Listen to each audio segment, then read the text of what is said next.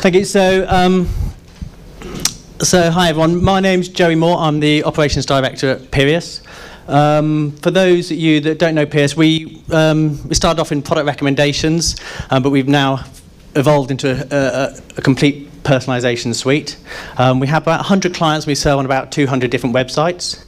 So we started off predominantly in fashion, but we've since evolved into lots of different sectors. So we do home, we do wine, we do children's. And it's really been quite a success story over the last sort of 7 or 8 years.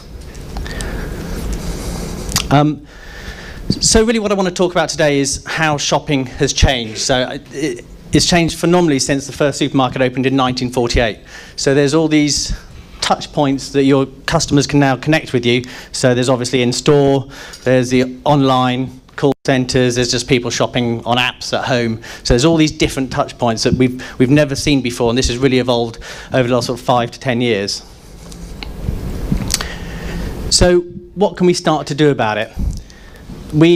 At Peerius, we look at all these customers, these orders, these products that are kind of floating around in the ether, usually disconnected from each other. And we've developed a smart API that can actually suck all this data in. You'll have to excuse some of the formatting, slightly different than on the machine I was doing it. And we split these products, orders, and customers and start to process that within the Peerius Personalisation tapestry engine. So we've got 100 different algorithms that are actually processing all that data in the cloud and really understanding what the difference is between all those things and what makes them unique. Now, on their own, that's quite useful, but then being able to export that data, we're able to start to use it across all these different channels. So you can access that either using our API, so whether you want to put it into some kind of app like Ryan touched on, or if it's specific campaigns, so as build up to Black Friday, what can I use all this additional data for? An obvious example would be product recommendation on the website, on tablets, or if you want to pull some stuff into in-store, how do I get those products that are selling really well online or really well into my stores, into stores so that people can start to access them? We're also doing some activity with Google Shopping, so we've managed to increase the conversion rate from Google Shopping campaigns by 35% for some clients. And email and giving that single view, which I'll talk about a bit more in a moment. Package insert, so being able to, when you're dispatching something, how can you add that as another personalised point to the customer?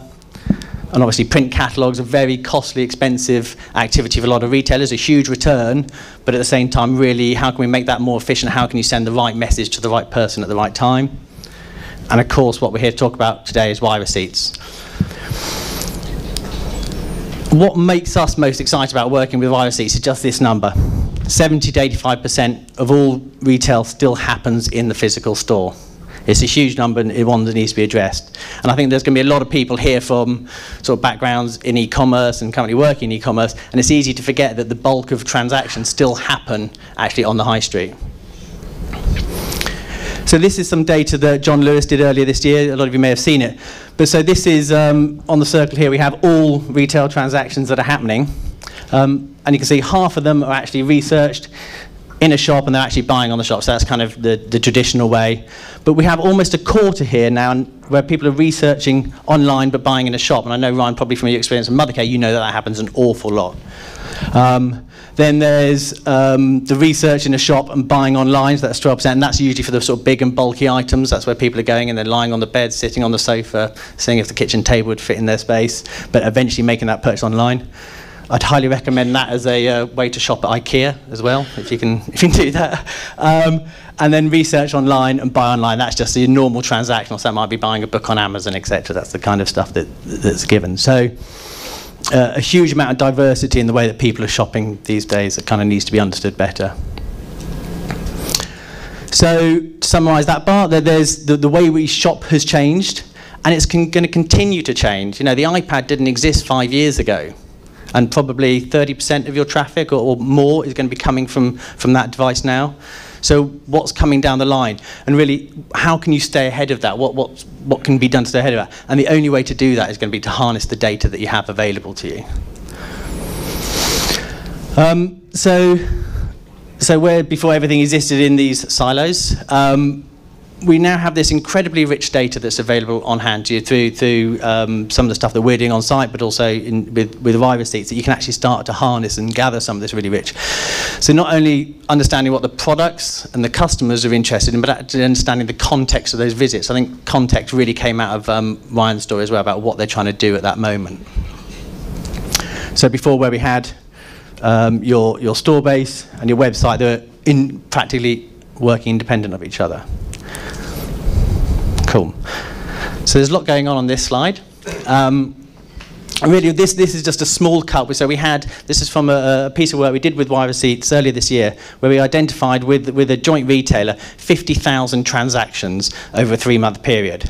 So on the left column here, we have list of email addresses, their total store spend, the total online spend, the total spend altogether, the number of store transactions. And what we're able to do, each one of these lines represents a day in that 3 months. And we're actually able to drill down to each individual user and say, well, what's going on here? This user here, so they shopped online on the 1st, and then a week later they shopped in store, but they also visited the website. So this is where I think is some of the richest data, is actually understanding, getting a picture of what online activity people are doing prior to making a purchase. So for instance, if you're someone's making 3 visits to the website before they purchase, and that's a real key indicator. Well, what do you do on that second visit? Do you send them a promotion? How can you incentivize them? What can you do to get them over the line to make sure that they do that shop with you? And then to look at that individual purchase, so we have that information on the visitor, the last visit date, the last online purchase, in store, and with yReceipts, we can say, well, what was the store name? There's lots of interesting data around, well, we know actually where the user is, but where do they usually shop? So for London, a huge commuter town, is messaging around where they actually do their shopping more relevant than where they actually live. Number of days since last purchase, so we can get to understand, is this person right in a buying cycle? So for shirts, for instance, we know that people buy shirts once every 6 months or so. So is that the right time to send them the message? And of course, the average order value. So then we can also supplement that data with data from your CRM, so you can put in first name, last name to really make that message personalized. And then the really rich stuff, we can actually look at what was it they were actually doing on the website prior to that purchase. Was it the last keyword they did? What's their favorite category they've been looking at? The number of devices that they own. So is this person right for sort of an invitation to join our app?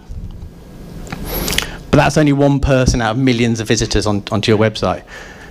But with this data, we're actually able to group all this information together and understand what was in their basket, the time of their visit, what was the path they took to making that purchase decision. Hugely rich data.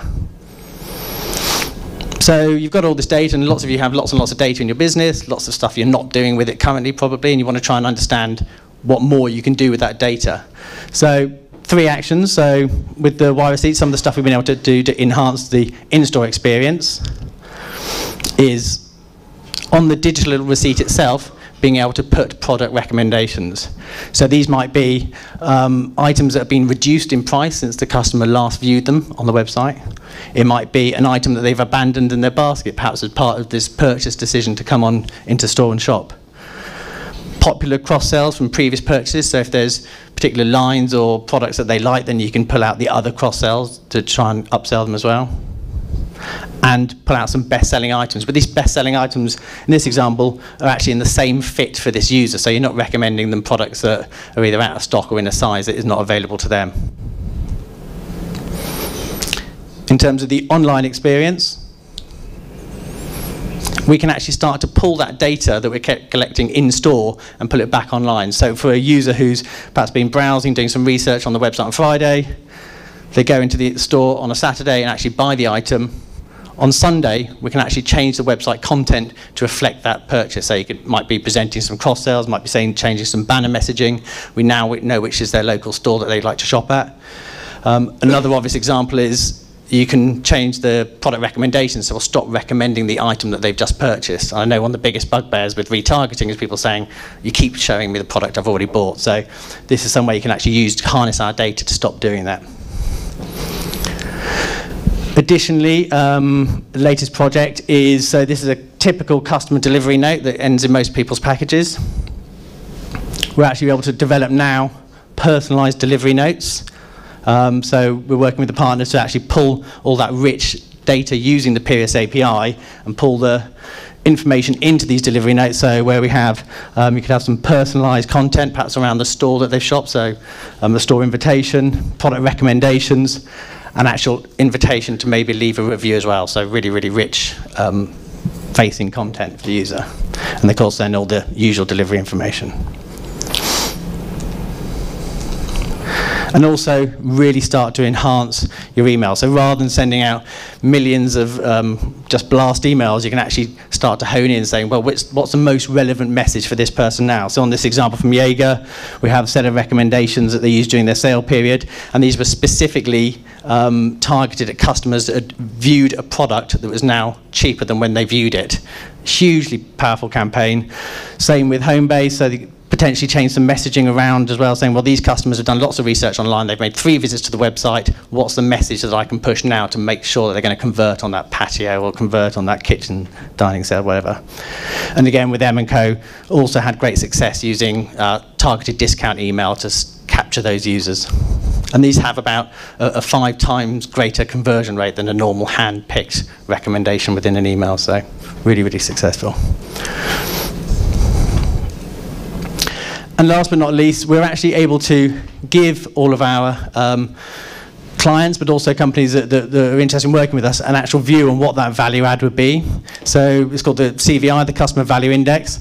We're actually able to pull out each one of these strategies, so abandoned basket, targeted discounts, new products, and we're actually able to apply our known KPIs to those and say, what do we know using personalized data? What's the click-through from send? Based on that retailer's average order value and all those tracked transactions, we're able to demonstrate the actual revenue we would have delivered. For this particular retailer, it was £5.5 million over a 3-month period. So really, really rich and really, really powerful opportunity for them. Cool. That's it.